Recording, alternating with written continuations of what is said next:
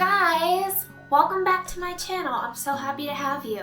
I'm Caitlin. If you're new here, thank you so much for stumbling upon my channel. I hope you stick around. Feel free to hit the subscribe button and I would really appreciate a good old thumbs up. It really helps me out and it costs you nothing to support me.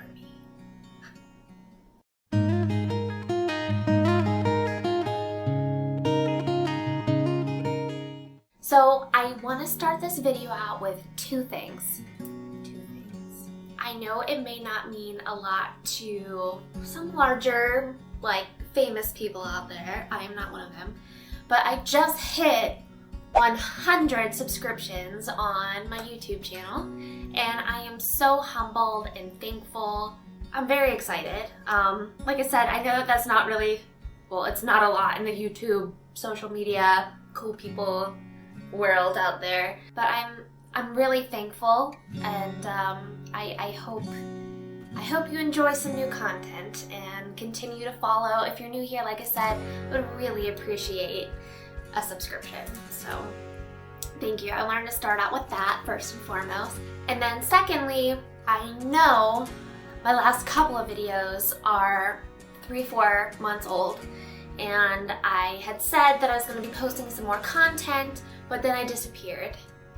And I want to apologize. I disappeared a little bit because while yes, I was really excited to make new content and get this channel going, I really was very proud and excited about it. But then I got hit with some health issues that really unfortunately held me back. It was getting extremely difficult for me to even make it to work every day, let alone come home and film a video. So I apologize for, being MIA for a little bit. One of my more popular videos from way back when I first started this channel years ago was my the list of medications that I take on a daily basis.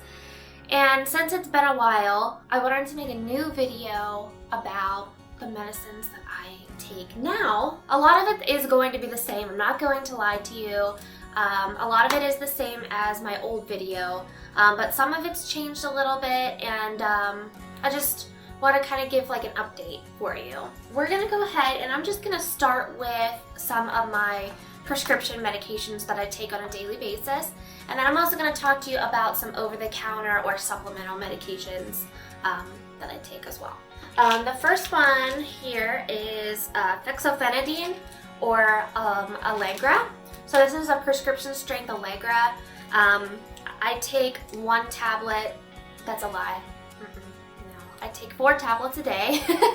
4 tablets a day. So unfortunately, this is less for lupus related. But I have something called Autoimmune Progesterone Dermatitis. So that is basically my body is allergic to the progesterone that it makes itself. So it causes me to break out when progesterone is, my progesterone levels are high in my body. So I have to take this, and then I also, there's another one that I take, but we'll get to it in a minute. This one here, good old Prednisone, aka Satan's Tic Tacs. If you've been on Prednisone, you know what I'm talking about. It's a very strong medication that you're gonna have just a really strong love-hate relationship with. This is Prednisone. So I was on a taper dose. So I had been all the way up to 30 milligrams a day, and I tapered off of it really, really, really, really slowly. And I'm finally down to really low dose every day. I didn't think I'd be able to do it because honestly I have a really hard time functioning whenever I'm not on prednisone, but I got it. I got down to a very, very low dose. I'm gonna hope maybe I'll be able to get off of it altogether, but I honestly cannot function without these Satan's Tic Tacs. This is just a prescription strength multivitamin that I take every day. I think that was pretty self-explanatory. Stay healthy. We have Zoloft. This is an antidepressant medication. Obviously, if you're going to have some kind of chronic pain or chronic disease, chronic meaning affecting you long-term, every day, it's just natural that that's going to cause some depression. I have no shame in talking about it. So this is to treat depression. It also helps me with anxiety and sleeping as well. But the main purpose of it is to be an antidepressant.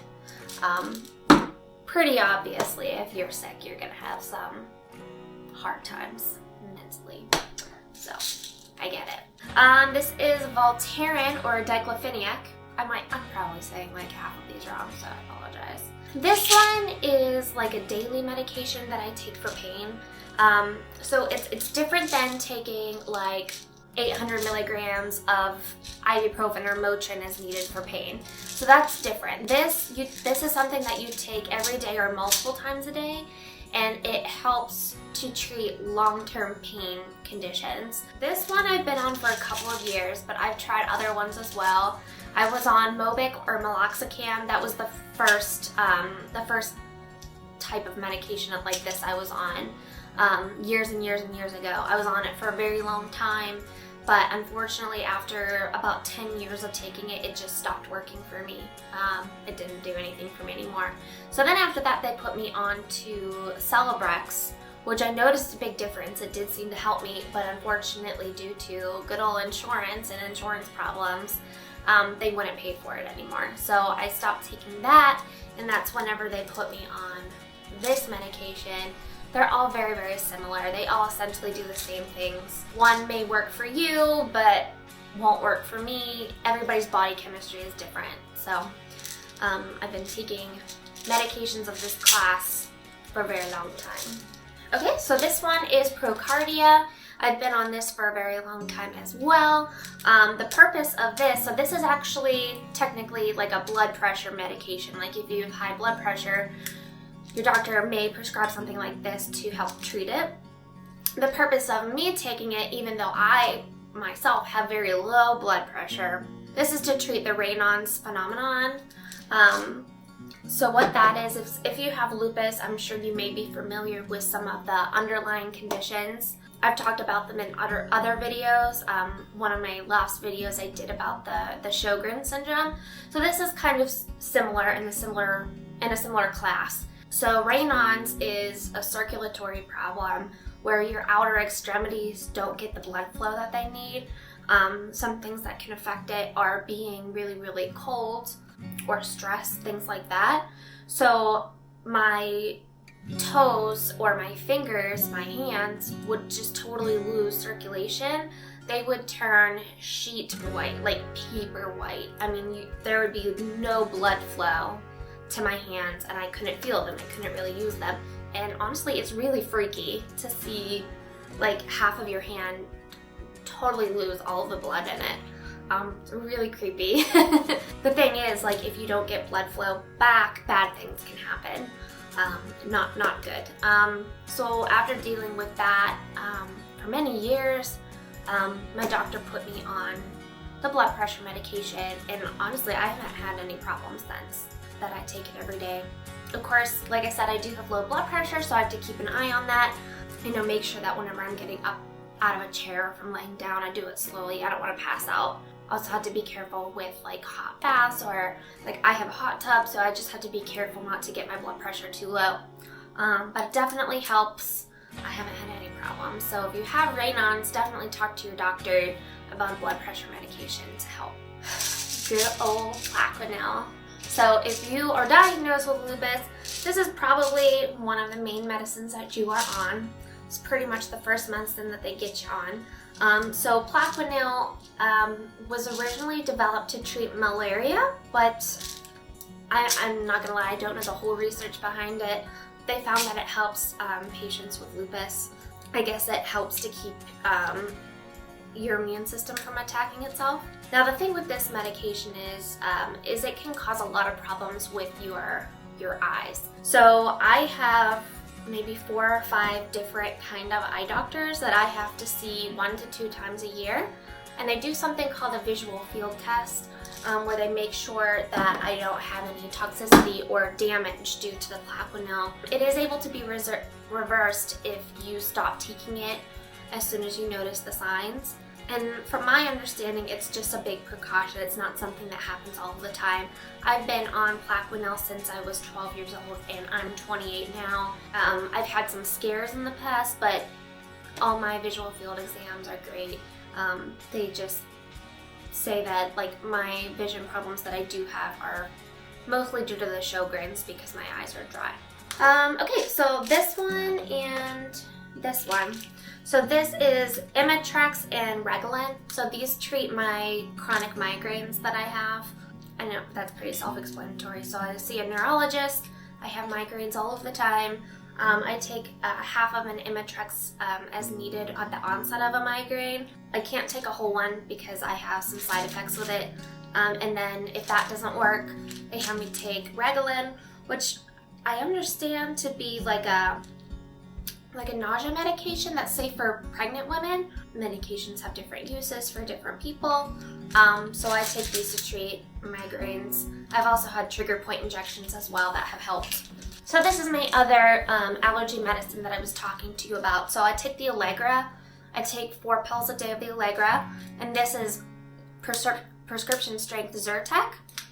So this is also an allergy medication. I take 1 of these a day. Again, to treat seasonal allergies, but also that autoimmune progesterone dermatitis that I was talking to you about earlier. So these are 2 prescription pain medications that I just take as needed. So this one is Flexeril. It's a muscle relaxer. I take this whenever I have more muscle pain. And then I also have Tramadol or Ultram. Pretty much I take this one more so whenever I'm having like joint or bone pain. I don't take them together. I use them for different purposes, and I really do try to only take it as needed. So that sums up my prescription medications that I take on a daily or almost daily basis.